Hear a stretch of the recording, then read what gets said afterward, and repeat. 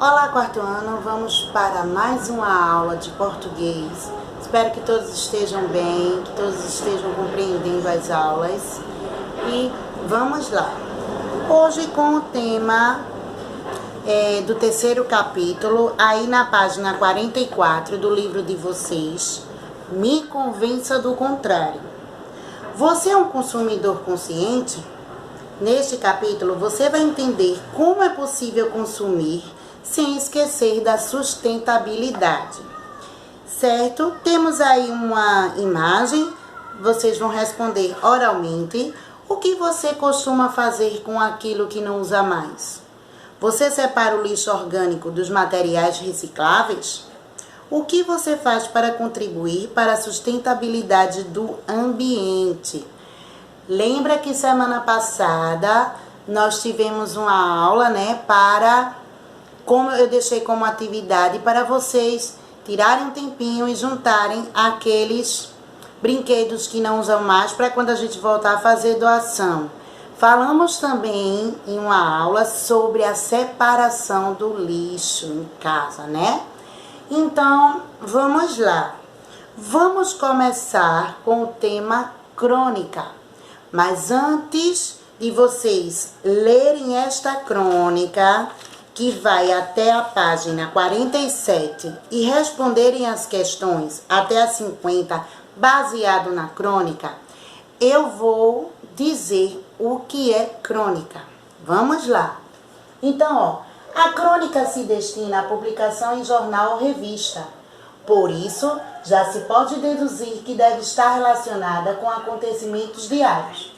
Se diferencia evidentemente da notícia, pois não é feita por um jornalista, e sim por um escritor. Mas se aproxima da sua forma, se aproxima da notícia, né? É um acontecimento diário, sob a visão criativa do escritor. Seus personagens podem ser reais ou fictícios, isso é, imaginar. Não é mera transcrição da realidade, mas sim uma visão recriada dessa realidade por parte da capacidade lírica e ficcional do autor. Então, certo, a crônica, ela é um texto, certo, onde se usam fatos do cotidiano e que usam-se geralmente personagens fictícios, ou seja, que não existem. A gente vai ver agora um exemplo de uma crônica. Eu separei aqui para vocês uma crônica, certo? De Moacir Ciliar. E vamos ampliar agora os nossos conhecimentos sobre crônica. Um pedido ao Papai Noel. As crianças veem o Papai Noel como um velhinho simpático, bonachão, que aparece uma vez por ano trazendo presentes. Um adulto, se acreditasse em Papai Noel, pensaria de outra maneira. Pensaria no Papai Noel como uma figura real, claro, porque adultos de há muito tempo deixaram para trás a imaginação infantil. E isso geraria muitas perguntas. É casado Papai Noel? Se é casado, por que a mulher dele nunca aparece? E como será a mulher dele? Uma mulher simpática, bonachona, dadivosa, uma verdadeira Mamãe Noel ou quem sabe uma megera? Sempre disposta a brigar com o marido e a acusá-lo. Não me venha com essa história que você passou a noite entregando brinquedos, que eu não acredito. E filhos? Será que o Papai Noel tem filhos? E como os filhos dele o veem? Então, vocês viram aí que foi um fato do cotidiano, certo? Foi usada uma linguagem simples, com um personagem fictício, que a gente sabe que, na verdade, o Papai Noel é um personagem, na verdade, ele não existe. E a crônica, ela é encontrada geralmente em jornais escritos e transmitidos pela televisão. Na internet e também em revistas. É um tipo de texto em que o autor desenvolve as suas ideias, baseando-se em um fato ocorrido do dia a dia. Ou seja, sobre qualquer outro assunto considerado comum em nosso meio social. Pode ser ligado à política, ao mundo artístico, ao esporte e à sociedade de uma forma geral. Diferente de outros textos, a crônica não possui uma forma fixa, ou seja, é a razão pela qual é considerada bastante pessoal, vai da história do próprio autor, construída de maneira livre. Isto não significa que a linguagem utilizada não deve ser clara, mas que há a possibilidade do autor expor as suas emoções e muitas vezes criticar sobre um determinado assunto, certo? Então, vocês já viram o que é a crônica. Agora eu vou mostrar para vocês quais são os elementos da crônica. Deixa eu só tirar esse cartaz. Vamos lá. Então, a crônica apresenta alguns elementos utilizados na composição da sua narrativa. São eles. A crônica, geralmente, há esses elementos aqui, esses 7 elementos. O fato, a reflexão, o tempo, o espaço, o personagem, o narrador e o desfecho da história.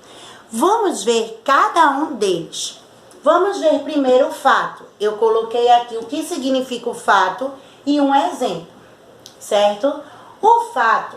O cronista é o escritor do cotidiano. Ele busca nos fatos e na observação do dia a dia a inspiração para a sua produção. Então, ele se inspira em algum fato do cotidiano dele para poder criar o fato ao qual a crônica irá se referir, certo? Aqui eu coloquei um exemplo, que é uma crônica, O Ônibus, de Milor Fernandes, certo? Eu não vou ler, certo? Mas aí você pode dar uma pausazinha no seu vídeo e ler essa crônica. E vamos para os outros elementos, né, da crônica.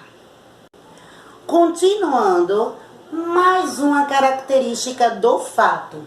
O fato é traduzido na crônica a partir de uma visão pessoal do autor e é tratado geralmente com humor, com sensibilidade ou com crítica, certo? Vamos para o elemento da reflexão. Ao produzir uma crônica, o autor conduz o leitor a refletir sobre os fatos narrados, sobre a vida e sobre o comportamento do ser humano em diferentes situações.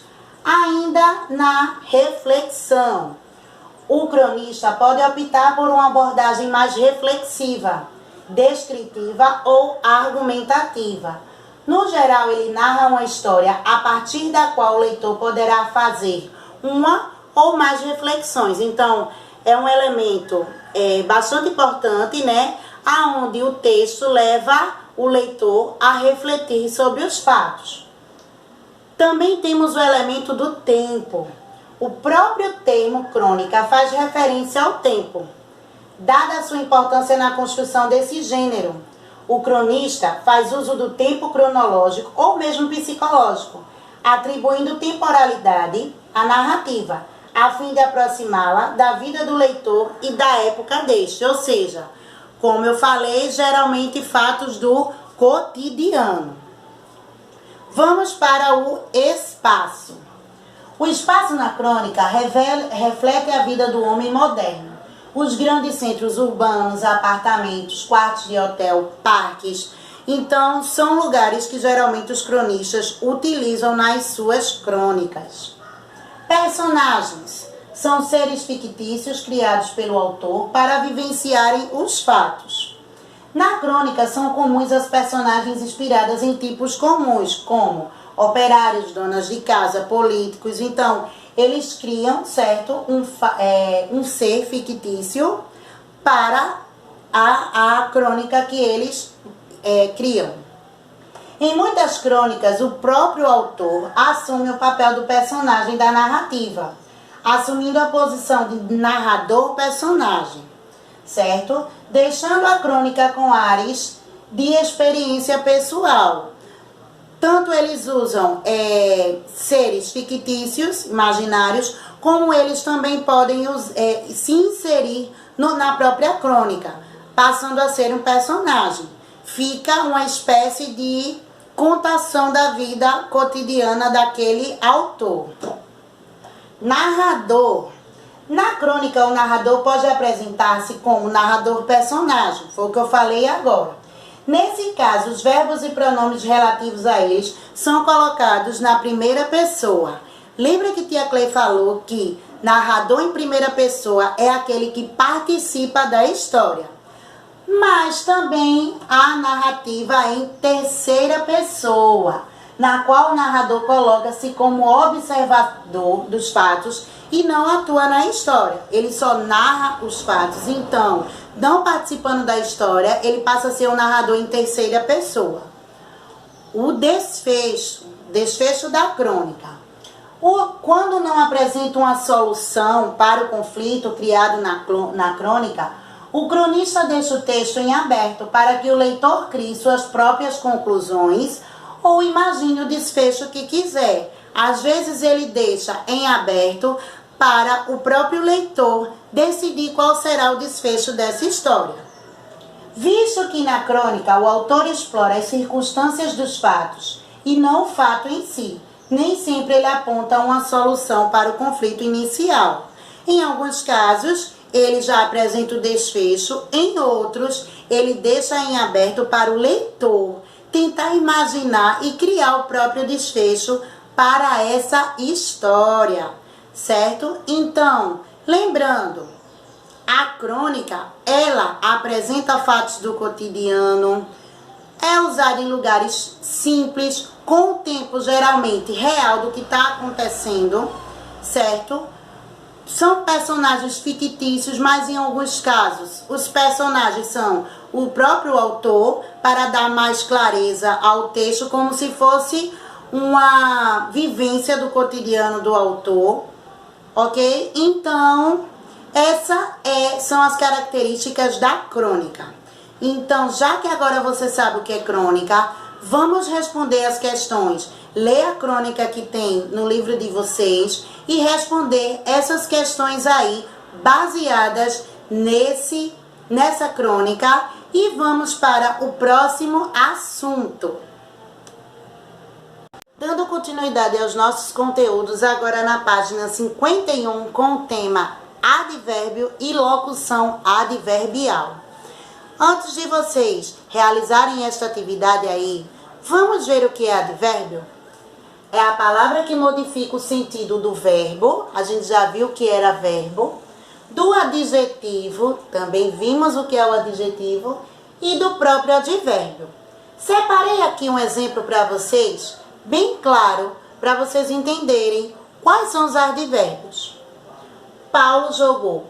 Esta é a frase. Paulo jogou bem. Já modifiquei o verbo. Coloquei um verbo de modo, certo? Então, o advérbio desta palavra é a palavra bem, certo? Paulo jogou bem. Paulo jogou muito bem. Aqui há dois sentidos, dois advérbios. A palavra muito e a palavra bem. A palavra muito, um advérbio de intensidade, e bem, um advérbio de modo, certo? Então, quando há uma frase ao qual outra palavra modifica o sentido tanto do verbo, do adjetivo ou do próprio advérbio, se chama advérbio, certo? Então, esse exemplo aqui foi bem claro. Eu complementei a frase com a palavra bem. Foi o modo como Paulo jogou. Então, o advérbio é a palavra bem. Muito bem. Utilizei dois advérbios. Aqui temos as subclasses do advérbio. O advérbio pode ser de afirmação, negação, tempo, quantidade ou intensidade, lugar e modo. Aqui eu deixei algumas palavras, certo, das subclasses do advérbio. Por exemplo, afirmação, sim, certamente, de certo, realmente, efetivamente.